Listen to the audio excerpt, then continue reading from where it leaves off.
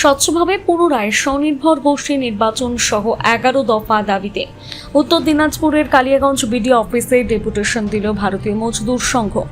শুক্রবার দুপুরে সংগঠনের ব্যানারে বিপুল সংখ্যক মহিলার উপস্থিতিতে বিডিও অফিস চত্বরে প্রতীকী অবস্থান বিক্ষোভ কর্মসূচি পালন করা হয়।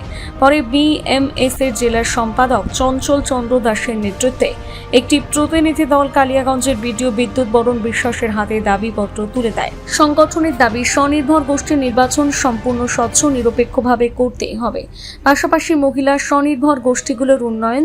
ধনকৈল অঞ্চলের একটি মহিলা স্বনির্ভর গোষ্ঠীর বিরুদ্ধে ওঠা আর্থিক দুর্নীতির অভিযোগের নিরপেক্ষ তদন্ত এবং বকেয়া মজুরি দ্রুত পরিশোধের কথাও জানানো হয়। আলোচনায় প্রশাসনের কাছে দ্রুত প্রয়োজনীয় পদক্ষেপ গ্রহণের আবেদন জানায় বিএমএস নেতৃত্ব। বিভিন্ন কালিয়াগঞ্জ ব্লকে বিভিন্ন গ্রাম পঞ্চায়েতের যে এসএসজি গ্রুপগুলো আছে সেই গ্রুপের মাধ্যমে বিভিন্ন নির্বাচন প্রক্রিয়া নিয়ে বিস্তর অভিযোগ রয়েছে। সেখানে 2 নম্বরই নির্বাচনের পন্থা গ্রহণ করে অসাধু উপায়ে সেই নির্বাচনে অংশগ্রহণ করে তৃণমূল নেতৃত্বরা সেই জায়গাগুলো পুনরায় দখল করে রয়েছে। সেখানে স্বজন পোষণ হয়েছে এবং আমার বিশ্বাস যে এখানে একটা বড় আর্থিক কেলেঙ্কারি বা দুর্নীতি হয়েছে। সেটাকে ধামাচাপা দেওয়ার জন্য তারা ঘুরপথে নির্বাচনটাকে নিজেরা এমনভাবে সাজিয়েছেন যাতে নিজেরাই আবার নির্বাচিত হয়ে আসেন। সেই সিস্টেমগুলোর বিরুদ্ধে আমার কাছে এই দিদিরা বারবার গিয়েছে। আমি তাদেরকে আশ্বাস দিয়েছিলাম যে বিডিও সাহেবের সঙ্গে কথা বলবো।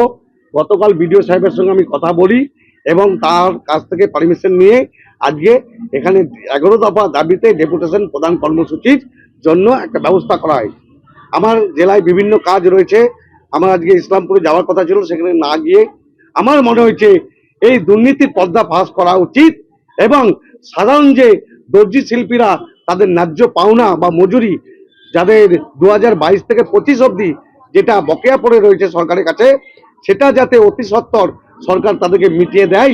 কেন শ্রমিকদের কাজ করবে আর পারিশ্রমিক পাবে না, তাদেরকে নতুন কাজে আবার পুনরায় যেতে হবে, তা কোনোভাবে মেনে নেওয়া যায় না। শ্রমিকরা কাজ যেমন করবে তাদের ন্যায্য পাওনা তার পারিশ্রমিক তাদেরকে দিতে হবে।